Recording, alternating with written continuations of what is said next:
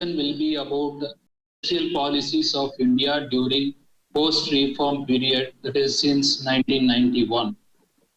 During pre-reform period, India had four major industrial policies, namely Industrial Policy of 1948, Industrial Policy of 1956, 77 and 1980, about which I briefed you in my last online session titled Industrial Policies of India during pre-reform period, that is before 1991. If you have not watched that video, please check it out to have a better understanding of today's topics, that is industrial policies since 1991. Well, industrial policies guide industrial development of a country. To validate the crime, let's have a quick look at the level of industrial development achieved during post-reform period. The first 3 5-year plans witnessed a strong acceleration in the growth rate of industrial production. The period witnessed an increase in growth rate from 5.7% to 7.2% and ultimately 9% in the first, second and third 5-year plans respectively. The most important observation of the period was that the rate of growth of capital good industry, considered as the backbone of modern industrialization, grew at 9.8%, 13.1% and 19% during the first, second and third 5-year plans respectively. This is mainly because the second and third plan placed great emphasis on building up the capital goods industries. It has to be kept in mind, second and third 5-year plans were based on a famous Mahalanobis model, which set out the task of establishing basic and capital goods industry on a large scale under the public sector. However, consumer goods sector was left neglected during the first 5-year plans. It resulted in fall in the growth rate of industrial production. Particularly the period between 1965 to 1975 was marked by a sharp fall in the industrial growth rate. In fact, the rate of growth fell from 9% during the third plan to 4.1% during the period 1965-1975. Further, the growth rate fell to 5.3% in 1965-66, 0.6% in 1966-67, then recovering a little in the succeeding years. This industrial growth rate fell from 5.6 in the year 1971-72 to 0.8% in the year 1973-74. Okay. At the end of the fifth plan, that is in 1979-80, the industrial growth rate fell to negative, that is minus 1.6%. The period of 1965 to 1980 is also marked as the period of structural retrogression, where the growth rate of capital goods sector and basic industries also fell flat. The period of 1980s can be considered as a period of industrial recovery. Okay, the period saw a revival in the industrial growth rates. Particularly, the period witnessed an industrial growth rate of more than 6% during the sixth plan and 8.5% during the seventh plan. The period was also marked by a significant recovery in the manufacturing and capital goods sector. One of the main causes of industrial recovery during the 1980s was liberalization of industrial and trade policies by the government of India. With that lengthy introduction, let's start today's session. The new economic policy announced by the then government in July 1991 set the pace of deregulation of the economy in a substantial manner.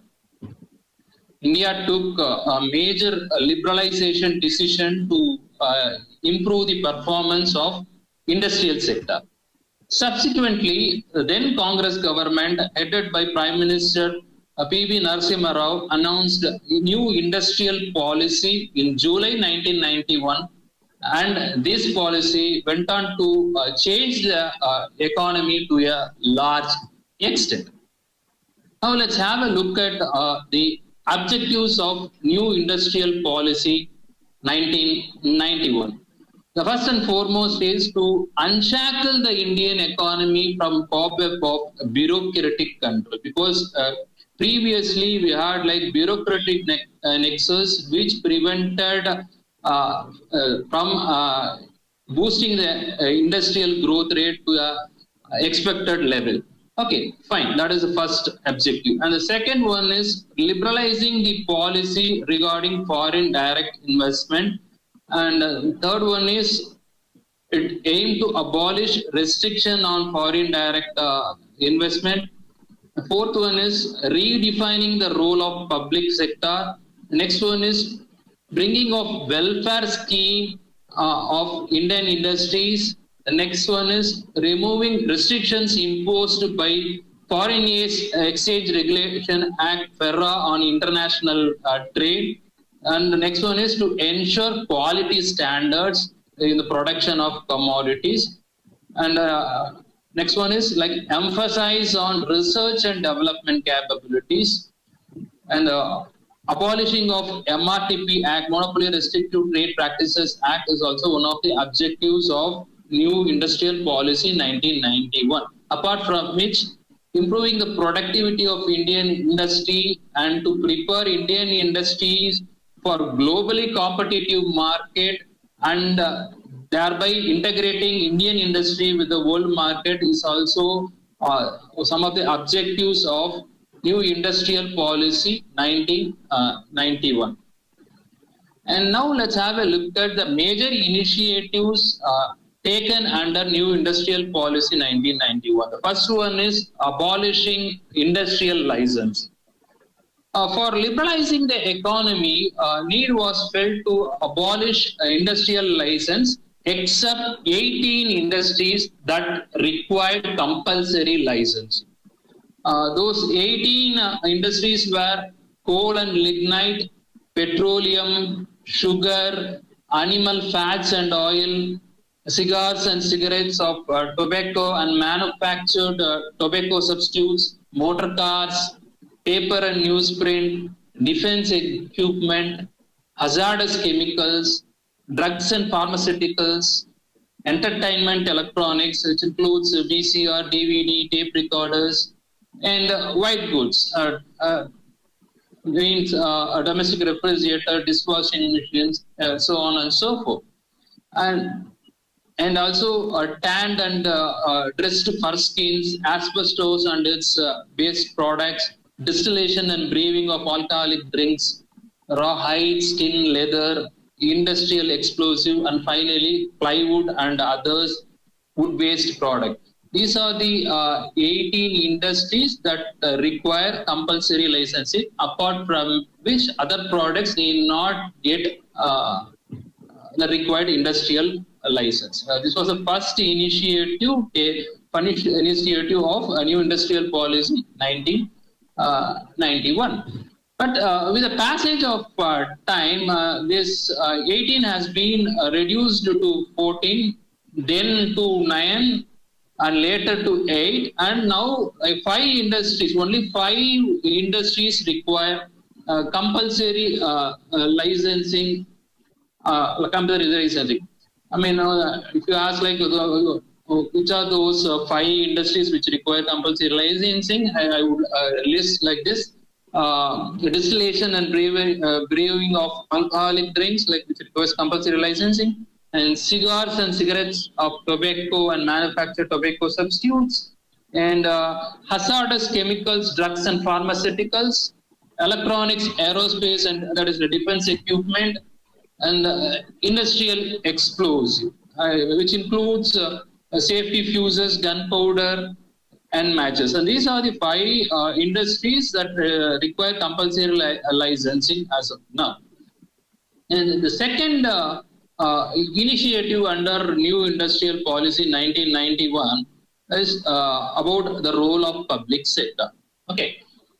In spite of huge investment, public sector was not performing good. So the need was felt to redefine the role of public sector. In fact, the number of industries reserved for public sector reduced from 17 to 8 and then further to 6. Those 6 industries are defense products, mineral oil, atomic energy, railway transport, coal, lignite, and finally mineral. Okay, so the third initiative was about foreign investment. Earlier, it was necessary for every industry to take the prior approval from the government, which led to unnecessary delay. And sometimes due to frustration, foreign investors would not invest to promote export of Indian goods in the world market. So this particular bottleneck was removed through this New Industrial Policy 1991. So and the next initiative was about MRTP Act. New Industrial Policy 1991 removed the threshold limit of assets in respect of MRTP companies, which eliminates the company for prior approval of central government for expansion, establishment of new industries, undertaking merger, and so on and so forth. And the next one is about foreign technology. Through this Industrial Policy 1991, automatic permission for foreign technology agreement in high priority industries up to 1 crore was allowed. Okay, and there was no permission for hiring of foreign technicians. And this was also made possible because of New Industrial Policy 1991. And also, apart from which 5% royalty for domestic sales were ensured through this policy. These are the things brought out by New Industrial Policy. And moreover, New Industry Policy also concentrated about convertibility of rupee.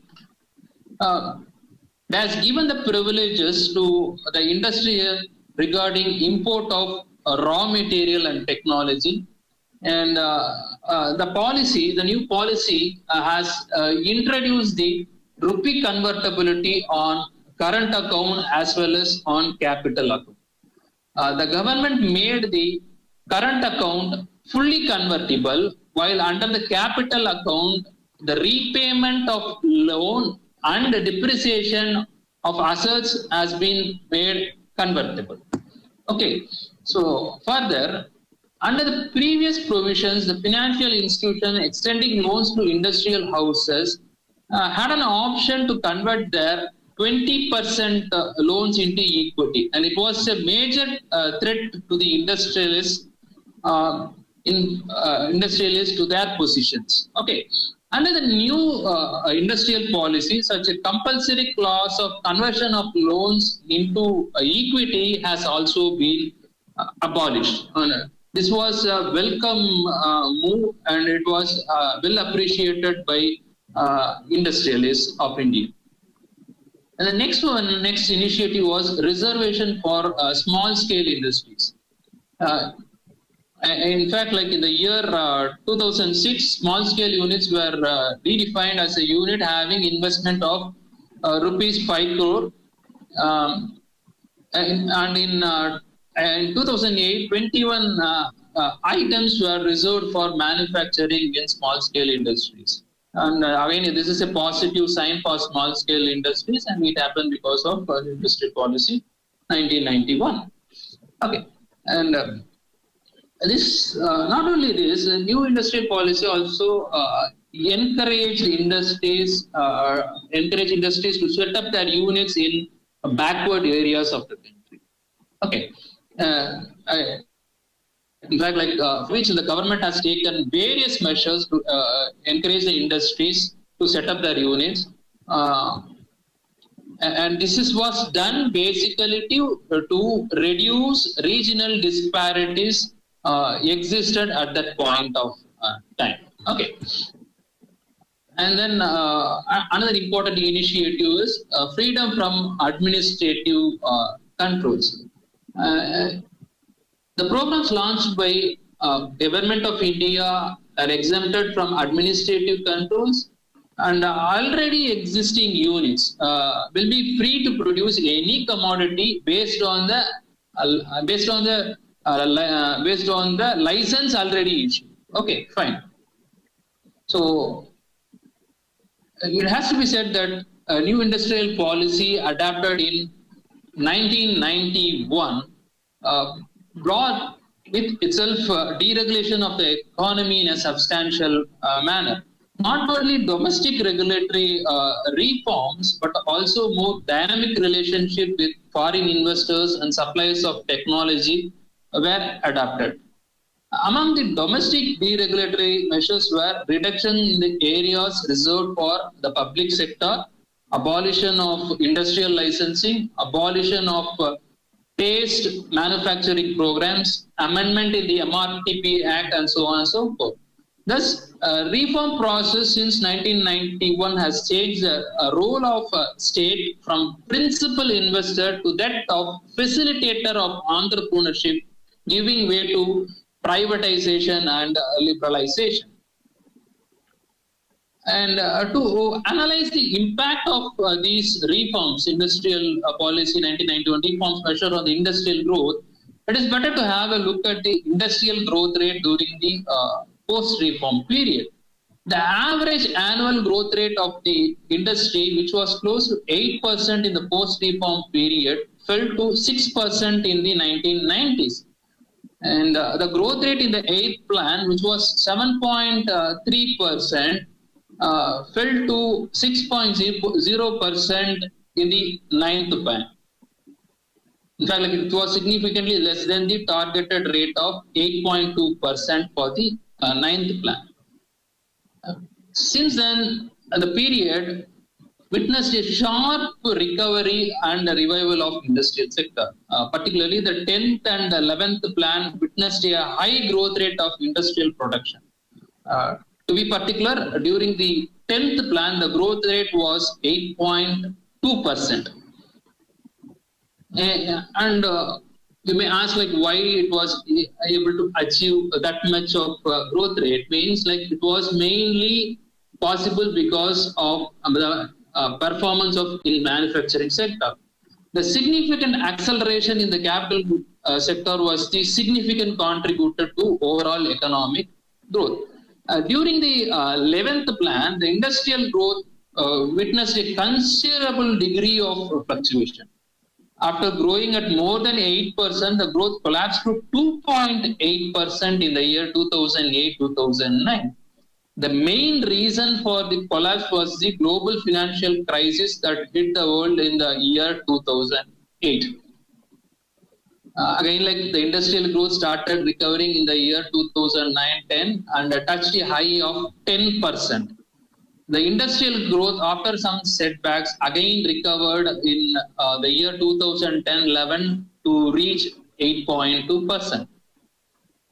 And the critics of new industrial policy are of the opinion that the provisions of huge foreign capital in the country will lead to wastage and in fact even misuse of resources available in the country. The multinational companies have huge marketing and financial resources. They have the latest technologies and huge production capabilities and capacities. So the MNCs might utilize their natural resources to produce products belonging to non-priority categories for serving the global market.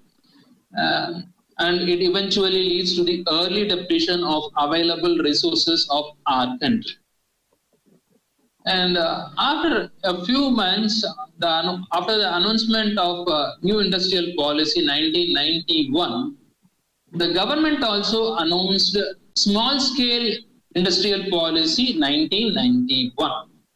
The new small enterprises policy, titled Policy Measures for Promoting and Strengthening Small, Tiny and Village Enterprises, was tabled in Parliament on 6th of August 1991.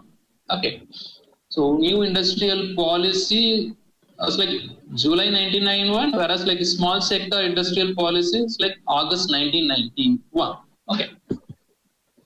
The new small enterprises policy is presented under the major heads of small and tiny enterprises and village industries.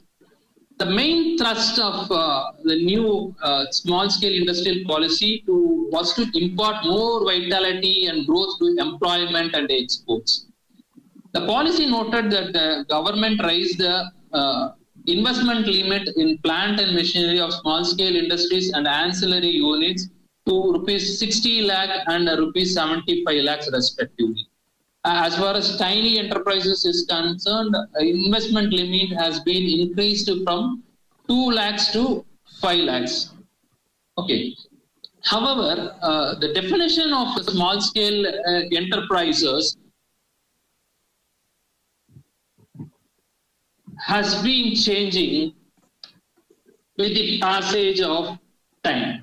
During 1997, on the recommendation of Abid Hussain Committee, the government has raised the investment limit of small-scale industries and ancillary units from 60 and 75 lakhs to rupees 3 crores, and that for tiny units from 5 lakhs to 25 lakhs. And it has to be understood that the government has been increasing the investment limit of tiny, small-scale and ancillary units from time to time so as to accommodate the rise in prices during the period. Apart from the ceiling limit for small-scale industries, the policy made the following major changes. All small industry-related service and business employment opportunities with a view especially to help the weaker sections of the society. Critics believe that permitting 25% equity participation by large units in small-scale sector will strengthen their control over small-scale industries. Moreover, the new policy does very little to reduce delayed payments to small-scale industries by larger units. It also bypasses the problem of industrial sickness, and it has been criticized that the new small-scale industry policy, instead of promoting cooperativization of a small unit, has chosen the dangerous path of corporatization of small-scale industries. And this is all about small-scale industrial policy. Now, let us have a look at the performance of industrial growth for the period 2011-12. The period starting from 2011-12 saw a severe slowdown in the industrial growth and production. The slowdown during the period was largely due to a weak demand for exports from developed Western countries due to global financial crisis, and also due to high interest in India maintained by Reserve Bank of India, and rising non-performing assets of the public sector banks has also led to weak credit and lending offered by them, and also due to uncertain global recovery and the European debt crisis. And figuratively speaking, the annual growth rate of Index of Industrial Production, that is IIP, has been accelerating post 2011. Before sharing relevant statistics regarding Index of Industrial Production (IIP), I would like to explain certain important aspects of index of industrial production. Industrial production is expressed as an index called the index of industrial production. It is currently calculated using 2011-12 as the base year. Mining, manufacturing, and electricity are the three broad sectors in which index of industrial production constituents fall. The relative weights of these three sectors for manufacturing it was 77.6%, mining it is 14.4%, and for electricity it is 8%. Moreover, electricity, crude oil, coal, cement, steel, refinery products, natural gas, and fertilizers are the 8 core industries that comprise about 40% of the weight of items included in the index of industrial production. And that's how I'll have a look at the basket of products under IIP. There are 6 subcategories. First one is primary goods. The next one is capital good. Third one is intermediate goods. And fourth one is infrastructure goods. And fifth one is consumer durables. And the last one is consumer non-durables. Examples are medicines, toiletries, food items, etc. Okay. The IIP, Index of Industrial Production, is a standard measure of the trends of industrial production and is being published as a monthly series since 1950 by the Ministry of Industry, Government of India. Revisions of Index of Industrial Production IIP are carried out from time to time by shifting the comparison base to a more recent period and by reviving coverage of industries for reflecting changes in the structure of Indian industry sector. While the IIP is more of a monthly indicator, the annual survey of industries is the prime source of long-term industrial statistics. If your interest is on industrial sector, I would suggest you to go through the reports of annual survey of industries published by Government of India. Okay, I think like we had enough discussion on Index of Industrial Production IIP. Now we can go back to industrial production during post 2011, which was decelerating at that point of time. The Index of Industrial Production fell from 8.2% in 2010-11 to 2.9% in 2011-2012. Further, the Index of Industrial Production IIP fell to 1.1% in 2012-13 and negative 0.1% in 2013-14, and somewhat it recovered to 2.8% in 2014-15.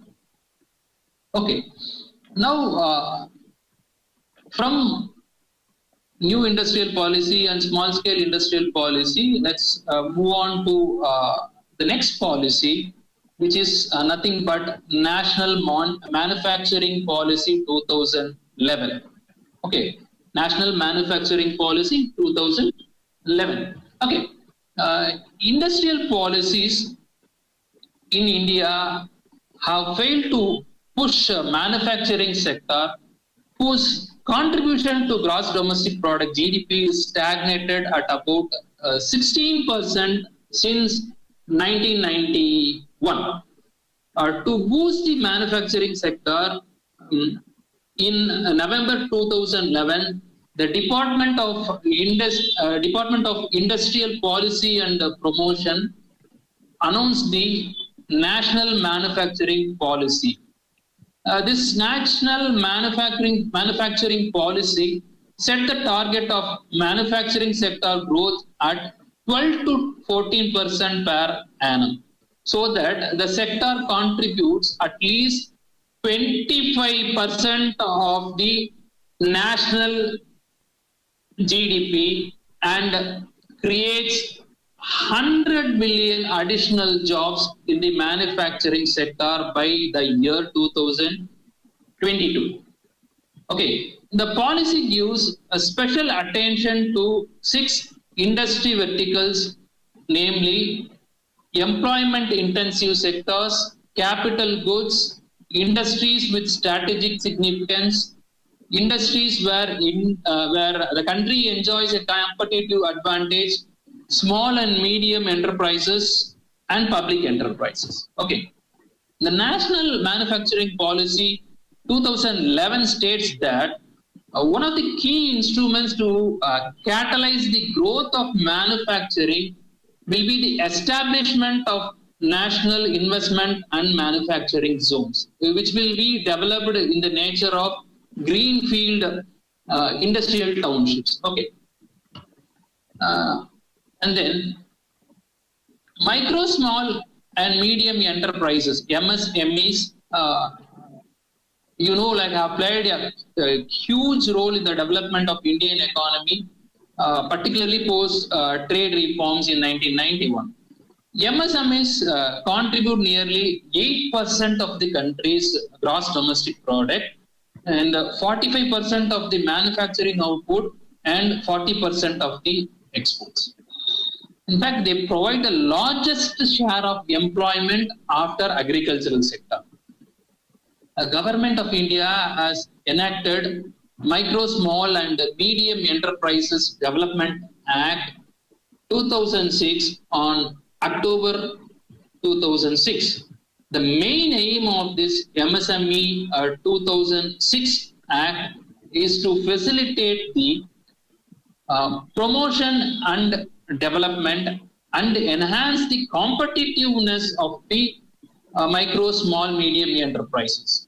The Act also provided for the inclusion of services sector in the definition of MSMEs apart from extending the scope of medium enterprises. And to further probe the definition of micro, small and medium enterprises, let's have a look at the investment in plant and machinery. Okay, according to this Act 2006, micro enterprises investment, that is ceiling limit in plant and machinery, should not exceed 25 lakhs. And as far as small enterprises is concerned, can be more than 25 lakhs, but should not exceed 5 crores.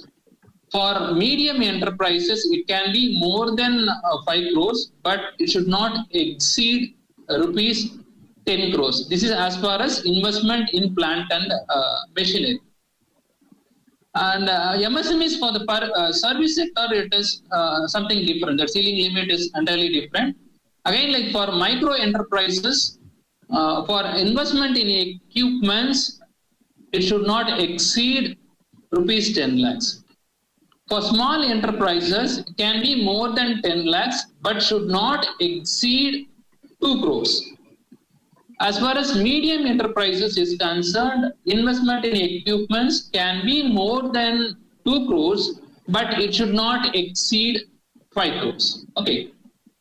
Now, let's have a look at Public Procurement Policy 2012. And you may wonder, like, what is this Public Procurement Policy? In March 2012, Ministry of MSME notified that the public procurement policy, The notification of the public procurement policy by the government in 2012 should be looked at not only as a means for enlarging the market of MSMEs, but as a means of building enduring professional relationship between the government enterprises and the small industries. Okay, and through these policies, public sector undertakings are mandatorily required to set an annual goal of procurement from micro and small enterprises from the financial year 2012-13 onwards, with the objective of achieving an overall procurement of minimum of 20% of total annual purchases of products produced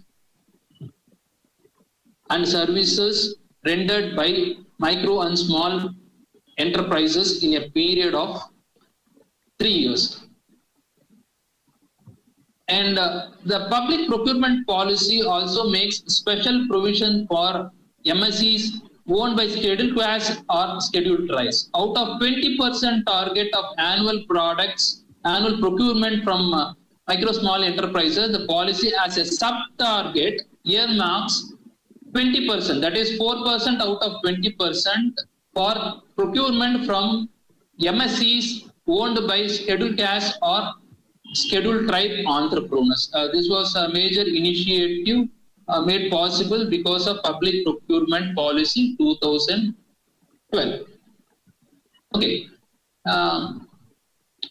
With a view to regain industrialization and transforming India as a global manufacturing hub, the government of India on September 2014 visualized Make in India initiative, under which it urged both local and foreign firms to invest in India and thereby contributing positively to the growth and employment opportunities of the country.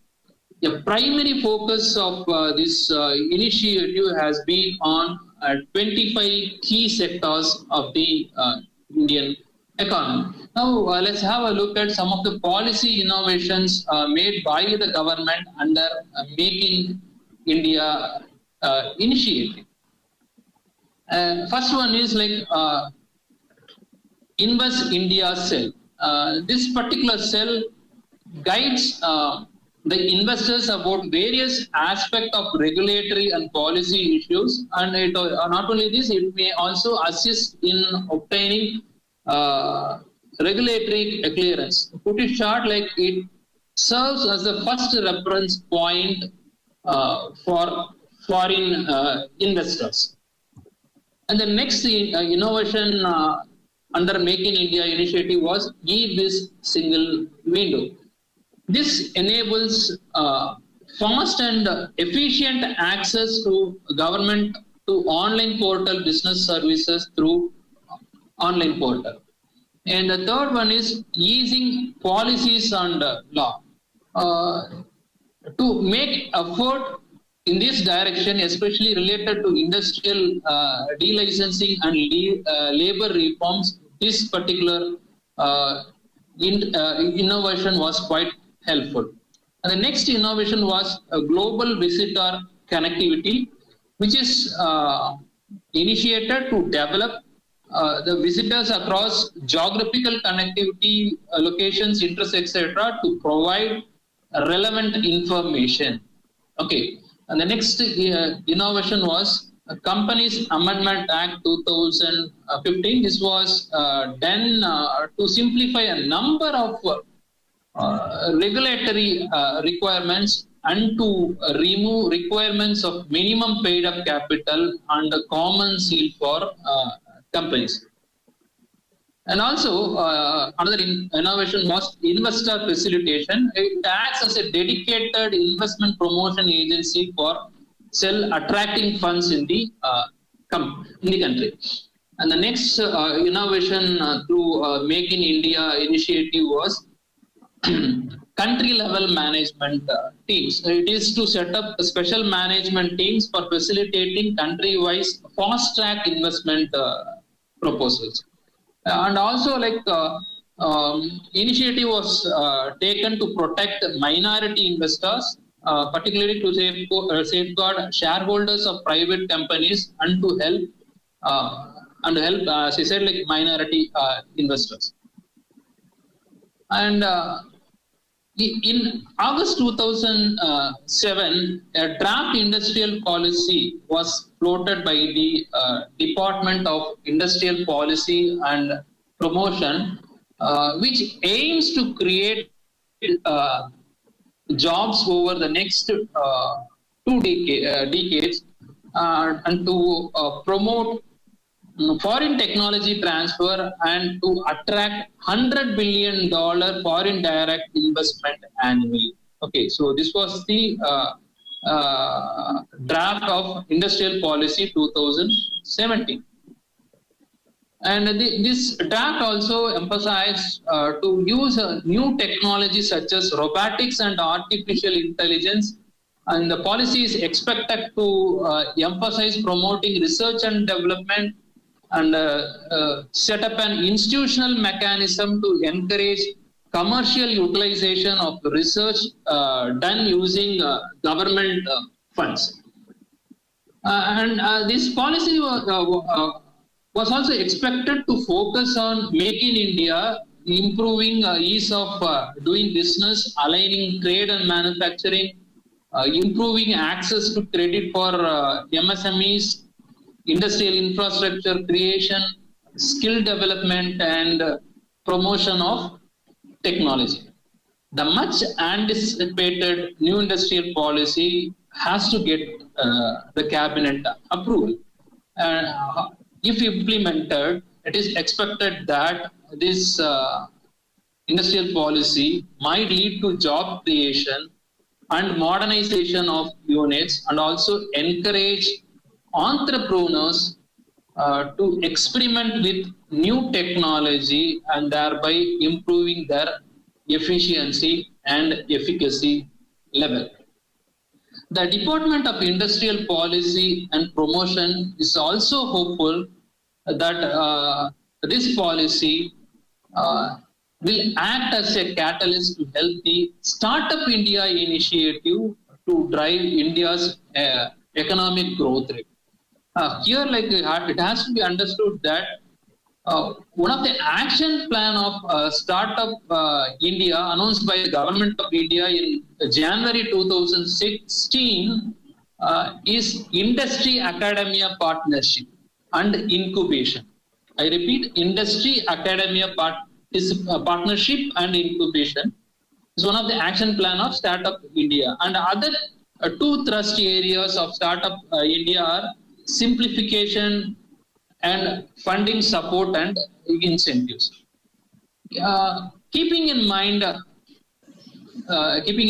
integral place that the MSMEs occupy within the Indian economy, the Indian government announced micro, small, medium enterprises to be within the ambit of Atma Nirbhar Bharat Abhiyan or Self-Reliant India scheme. In fact, the government announced rupees 20.97 lakh crore package in May 2020, which focused on supply side and long-term reforms in mining and manufacturing sector to attract private sector investment. With continued government support, India is expected to emerge as the manufacturing hub like China in the foreseeable future. To conclude the topic, the Industrial Policy 1991 and the National Manufacturing Policy 2011 at the central levels, which have been supplemented by numerous other state-level industrial policies at various points in time. These policies range from targeting specific sectors like textiles by providing adequate infrastructure and tax incentives to spur their growth.